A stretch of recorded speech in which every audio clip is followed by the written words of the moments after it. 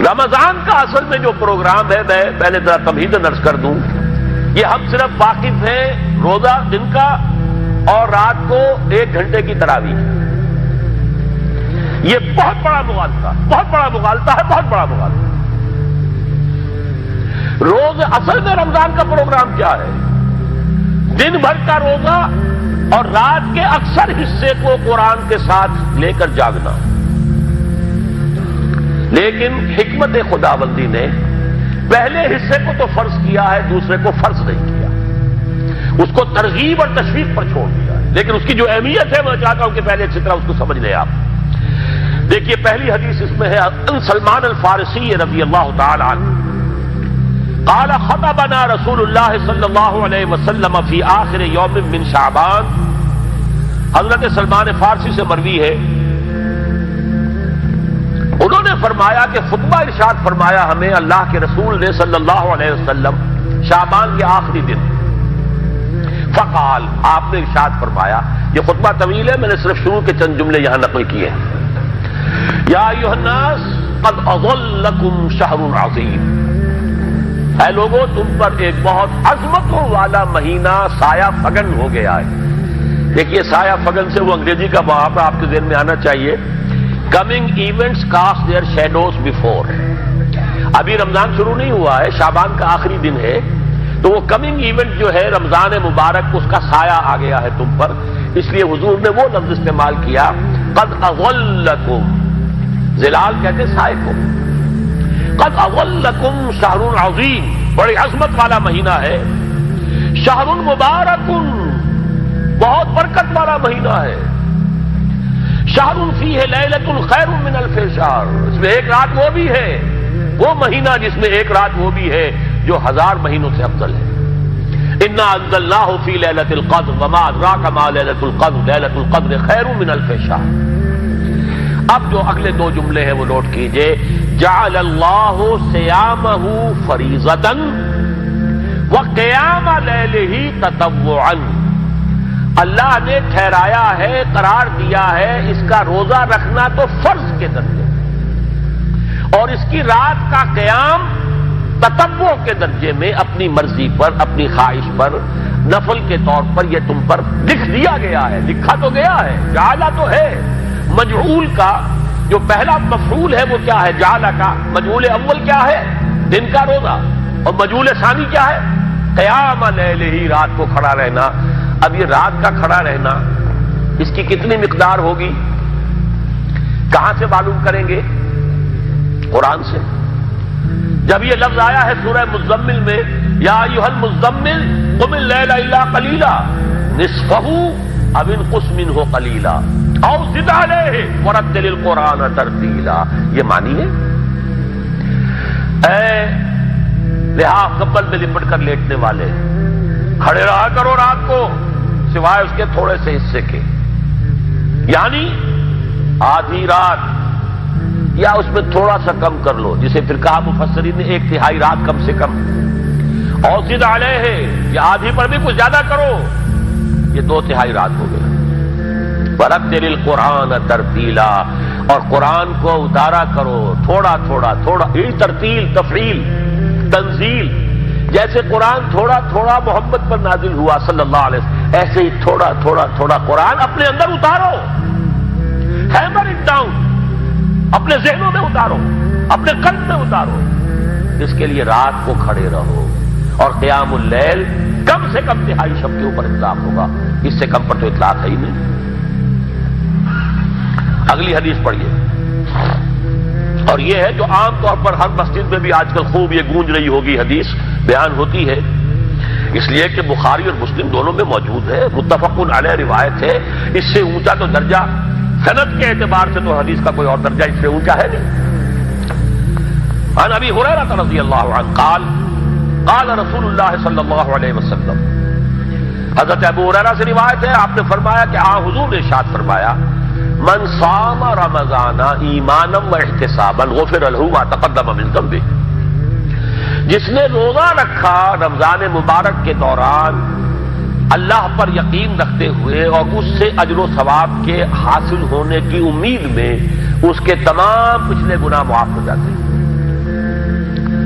ومن قام رمضان ایمانا واحتسابا غفر له ما تقدم من ذنبه، اور جو کھڑا رہا رمضان کے دوران، کھڑا رہا ہے جیسے ساما، میں نے شروع میں آپ سے عرض کر دیا تھا یہ مصدر ساما یصوم صوما قام یقوم قیاما، ومن قام رمضان، جو کھڑا رہا رمضان کے دوران، پورے رمضان کے دوران کھڑا رہا، ایمان و احتساباً کی شرط پھر وہی ہے، غفر له ما تقدم من ذنبه، وہی اجر اس کا بھی ہے، ومن قام لیلۃ القدر ایمانا واحتسابا غفر له ما تقدم من ذنبه، اور جو خاص طور پر لیلۃ القدر میں کھڑا رہا ایمان اور احتساب کے ساتھ، اس کے بھی پچھلے گناہ معاف ہو گئے۔ اب یہ قامہ اور سامہ جیسے آ رہا ہے ایک دوسرے کے ساتھ پیرلل ہو کر، اس کو نوٹ کر من سام رمضان من قام رمضان، کیا یہ 1 گھنٹے کی تراویح جو ہے اس پر پوری اترتی ہے؟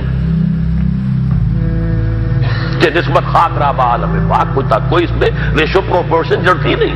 اگلی حدیث بھی پڑھ لیجیے، یہ وہی آگے عبداللہ ابن عمرو بن العاص رضی اللہ تعالی عنہما، جن کے بارے میں میں نے عرض کیا تھا بہت ہی زاہد منش، بڑے عابد، ہر روز روزہ اور پوری رات نماز پڑھتے تھے، وہ راوی ہیں اس کے۔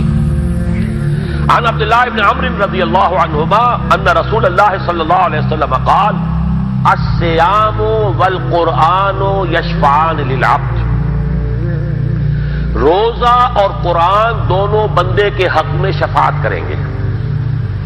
یقول الصیام، روزہ یہ کہے گا اے رب، اے پروردگار، انی منعتہ الطعام والشہوات بالنہار، میں نے تیرے اس بندے کو روکے رکھا کھانے پینے سے اور شہوت سے دن کے وقت، فشفعنی فی، میری وجہ سے روکا رہا، یہ کھانے کو اچھے سے اچھے جو ہے وہ موجود تھے کھانے، اور پینے کے لیے اعلیٰ سے اعلیٰ مشروب تھے، یہ رکا رہا میری وجہ سے کہ روزہ رکھا ہوا تھا، اور جیسا میں نے کہا مطبوعہ بیوی موجود تھی لیکن رکا رہا، تھامے رکھا اس نے اپنے آپ کو میری وجہ سے، تو میری شفاعت اس کے حق میں قبول فرما۔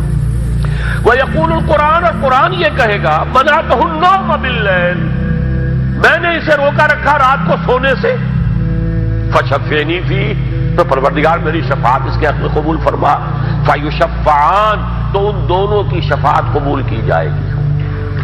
سوال یہ ہے کہ کیا روزہ 1 گھنٹے کا یا 2 گھنٹے کا ہے؟ تو یہ قیام جو ہے یہ 1 گھنٹے کا کیسے ہو گیا؟ تو میں نے پہلے کوسچن مارک آپ کے ذہن میں کھڑا کر دیا، اب جواب سنیے اس کا۔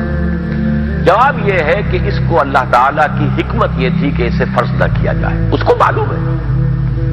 عَلِمَ أَنَّ سَيَكُونُ مِنكُم مَّرْضَىٰ وَآخَرُونَ يَضْرِبُونَ فِي الْأَرْضِ يَبْتَغُونَ مِن فَضْلِ اللَّهِ وَآخَرُونَ، اللہ کے علم میں ہے میرے کچھ بندے ہوں گے بیچارے غریب مزدور، دن بھر مشقت کریں گے، محنت کریں گے، وہ روزہ ہی رکھ لیں، بہت بڑی بات ہے، بہت بڑی بات ہے۔ رات بھر کا قیام کیسے کریں گے؟ 2/3 رات کیسے کھڑے رہیں گے؟ آدھی شب کیسے ممکن ہے؟ لہذا فرض نہیں کیا، حضور نے بھی فرض نہیں کیا، نہ اس کو آپ نے لازم کیا، نہ اس کے لیے وہ زوردار جو لوگوں سے کہا کہ ضرور پڑھو، چھوڑ دیا پڑھو، اور سب لوگ پڑھتے تھے اپنے طور پر۔ اب یہ کہ کوئی آدھی رات کھڑا ہے، کوئی 1/3 رات ہے، کوئی پوری رات ہے، پھر اللہ کے بندے۔ لیکن 3 دن حضور نے یہ باجماعت نماز پڑھا دی، لیکن پڑھائی ہے وہ تہجد کے وقت، یعنی لوگ رات کے وقت جو بھی ہے کھڑے ہیں، جاگ رہے ہیں، قرآن پڑھ رہے ہیں، لیکن یہ کہ خاص تہجد کے وقت آپ اپنے حجرے سے برآمد ہوئے تو لوگ جمع ہو گئے، آپ کے گرد جمع ہو گئے۔ آپ نے 3 دن یہ 8 رکعتیں جو تہجد کی حضور کی ہوتی تھی، وہ آپ نے 8 رکعتیں پڑھائیں باجماعت، لیکن وہ وقت تہجد کا تھا، یہ نوٹ کر لیجیے۔ 4تھے دن بھی صحابہ منتظر رہے، کیا حضور برآمد ہوں گے، تشریف لائیں گے؟ نہیں آ رہے حضور، تو کچھ کھگار بھی رہے ہیں، کہیں پتہ نہیں حضور کہیں اونگ نہ آ گئی ہو تو ہماری آوازوں سے جاگ جائیں، پھر بھی نہیں آئے حضور۔ اگلے روز آپ نے فرمایا کہ میں جان بوجھ کر نہیں آیا، میں اگر یہ متواتر تمہیں پڑھاؤں گا تو یہ تم پر فرض ہو جائے گی۔ یہ ہے وہ رافت اور رحمت، بالمومنین رؤوف الرحیم، جو اللہ تعالیٰ کی شان ہے رحمان الرحیم ہونے کی، بالمومنین رؤوف الرحیم، یہ محمد الرسول اللہ کی ہے، تم پر یہ سختی جو ہے یہ تمہارے لیے قابل برداشت نہیں ہوگی، لہذا میں نے یہ 3 دن صرف پڑھائی ہے، اگر مسلسل پڑھاتا تو فرض ہو جاتا۔ یہاں تک تو ہے حکمت نبوی کا معاملہ، اب آیا حکمت صحابی یا حکمت خلیفہ راشد۔ یہی معاملہ رہا حضور کی حیات طیبہ کے دوران، یہی حضرت ابوبکر رضی اللہ تعالیٰ عنہ کی خلافت کے دوران، یہی حضرت عمر کا بھی ابتدائی دور۔ لیکن دور خلافت عمر فاروق کے دوران یہ واقعہ آیا کہ حضرت عمر داخل ہوئے مسجد میں، دیکھا رات کے وقت ابھی کوئی باجماعت تراویح کا کوئی انتظام نہیں تھا. آپ نے دیکھا کچھ لوگ مسجد کے اس کونے میں کھڑے ہیں، ایک حافظ ہے، صحابہ تو حافظ نہیں ہوتے تھے نا، تو کوئی حافظ ادھر، انہوں نے 5 6 7 8 آدمیوں نے کسی حافظ سے گزارش کی، وہ انہیں قرآن سنا رہا ہے، وہ کھڑے سن رہے ہیں. کوئی دوسرے کونے میں ایک دم گھٹا ہے، کوئی تیسری طرف ہے، کہیں ہے، تولیوں کے اندر لوگ جو ہے وہ قیام اللیل کا حق ادا کر رہے ہیں. آپ نے فرمایا کیا ہی بہتر ہو کہ یہ سب جمع ہو جائیں ایک امام کے پیچھے، اور پھر یہ کہ اسے عشاء کے ساتھ متصل رکھ دیں، تاکہ جس کو کہتے ہیں عربی میں ما لا یترک کلہ لا یترک کلہ، اگر کوئی شے کل کی کل حاصل نہیں ہو سکتی تو کوئی شخص بھی مسلمان بالکل محروم نہ رہ جائے، کم سے کم یہ 20 رکعت تراویح تو پڑھے اور قرآن سن لے، تاکہ کسی نہ کسی درجے میں تو اس کا بھی حصہ ہو جائے اس کی برکات میں سے. یہ ہے حکمت حضرت عمر فاروق کے فیصلے کی. اور چونکہ حضور نے فرمایا علیکم بسنتی و سنت الخلفاء الراشدین المہدیین، تم پر لازم ہے کہ میری سنت کو اور میرے خلفاء راشدین کی سنت کو مضبوطی سے پکڑو. یہ وجہ ہے کہ فقہاء اربعہ جو ہیں ہمارے، وہ سب کے سب اس کو واجب کے درجے میں رکھتے ہیں، اس لیے کہ یہ فیصلہ حضرت عمر کا ہے. عمر خلیفہ راشد ہیں رضی اللہ تعالی عنہ، لہذا یہ نظام بن گیا تراویح کا. اب میں اس کی نفی نہیں کر رہا، لیکن جو شخص سمجھتا ہے کہ اس سے اصل حکمت اور غرض و غایت پوری ہو گئی، وہ مغالطے میں مبتلا ہے. یہ تو علی الاقل کم سے کم اس درجے میں کہ ہر مسلمان کم سے کم اس درجے تک تو جو ہے وہ کچھ نہ کچھ حظ حاصل کر ہی لے، اور وہ اس سے محروم نہ ہو بالکل ہی. ما لا یدرک کلہ لا یترک کلہ، اس درجے میں حضرت عمر کا فیصلہ ہے، اور اسی کی وجہ سے ہمارے خلفاء، ہمارے جو ائمہ اربعہ انہوں نے قبول کیا ہے. اور یہی اس مسئلے کا حل ہو جائے گا جو اہل حدیث حضرات اس کے اوپر جو ہے چیلنج بھی شائع کرتے ہیں، کوئی ثابت کر دے حضور سے 20 رکعتیں تو ہم اتنے لاکھ، ہم بھی کہتے ہیں کہ حضور سے ثابت نہیں ہے، کون کہتا دعویٰ ہی نہیں. یہ تو حضرت عمر کا فیصلہ ہے، حضرت عمر کا فیصلہ، خلیفہ راشد کا فیصلہ، اس کو امت نے قبول کیا ہے، لہذا وہ نظام ہے، رہے گا. اور یہی جو ہے آپ کو معلوم ہے، حالانکہ یہاں اکثریت جو ہے وہاں پر وہ اہل حدیث حضرات کی ہے سعودی عرب میں، حرمین میں وہی 20 رکعت تراویح ہوتی ہے، اس لیے کہ وہ ان کا جو آفیشل مسلک ہے وہ مسلک حنبلی، حنفی نہیں ہے، وہ حنبلی مسلک میں بھی یہی ہے، شافعی میں بھی یہی ہے، مالکی میں تو 36 تک کی روایتیں موجود ہیں، 36 رکعت. لیکن یہ ہے کہ یہ ہے وہ 20 رکعت تراویح کا معاملہ، اس کی نفی میری بات سے نہ سمجھ لیجیے گا، وہ ٹھیک ہے، حضرت عمر کا فیصلہ ہے. پھر یہ کہ یہ آسان ترین ہے کہ عشاء کے ساتھ ہی متصل پڑھ لی، اور آج تو ہماری نیند کا کوئی حصہ اس میں جاتا ہی نہیں، کون سوتا ہے اس سے پہلے سوال ہی پیدا نہیں ہوتا. لیکن یہ جو کہہ رہے ہیں کہ قرآن کہے گا میں نے اسے نیند سے روکے رکھا، اس کا حق کہاں ادا ہوا؟ اس کا حق تو ادا ہوگا کہ تہائی ورنہ نصف شب کے لگ بھگ آپ جاگے قرآن کے ساتھ. اب سمجھیے اس کی غرض و غایت کیا ہے. اگر قرآن رمضان کا یہ دوگنا پروگرام سامنے آ گیا، اصلاً جو مطلوب ہے دن بھر کا روزہ اور رات کے اکثر حصے کا کم سے کم نصف شب جو ہے اس میں جاگنا قرآن کے ساتھ، اب اس کی جو حکمت اور غرض و غایت ہے وہ بھی اب آپ 2 درجوں میں سمجھیے.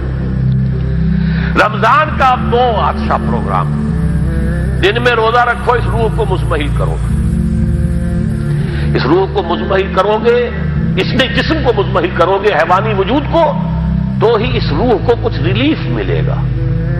بھاری بوجھ کسی کے قدموں میں پڑا ہوا ہے، وہ کیسے اوپر اٹھے گا؟ ذرا اس کے نیچے جو وزن ہے، لنگر بھاری ہے، جہاز کا کیسے چلے گا؟ لنگر تو اٹھاؤ. تو اس طریقے سے وہ ذرا بوجھ سے اس کو تھوڑا سا ریلیف دو، رات کو کھڑے ہو جاؤ. اب اپنی روح پر نازل کرو اللہ کے کلام کو. تیرے ضمیر پہ جب تک نہ ہو نزول کتاب، گرہ کشا ہے نہ راضی نہ صاحب کشاف. اب یہ پھوار پڑ رہی ہے تمہارے اوپر، تمہارے اندر اس کو جذب ہونا چاہیے. اس سے کیا ہوگا؟ روح کو تقویت حاصل ہوگی. اس کو مثال سے پہلے سمجھا دوں. کوئی شخص پیاس سے مر رہا تھا، اس درجہ پیاسا تھا کہ اس کے اوپر بے ہوشی بھی طاری ہو گئی. کوئی شخص آیا، اس نے پہلے اس کو پانی کے چھینٹے دیے، کچھ ہوش میں آیا. اب اسے پانی کا کوئی کٹورا لگا دیا اس کے منہ سے. پانی کے ایک گھونٹ کی جو لذت اسے اس وقت محسوس ہوگی، کیا کبھی زندگی میں کسی کو محسوس ہو سکتی؟ یہ پانی کتنی بڑی قیمت ہے، قیمتی شے ہے. یہ تو اسی سے پوچھئے جسے شخص پیاس لگی تھی اور پیاس کی وجہ سے بے ہوش ہو گیا. اسے پانی کا ایک گھونٹ، جیسے کہ آپ تصور کر سکتے ہیں پیاس سے کوئی مر رہا ہو بادشاہ،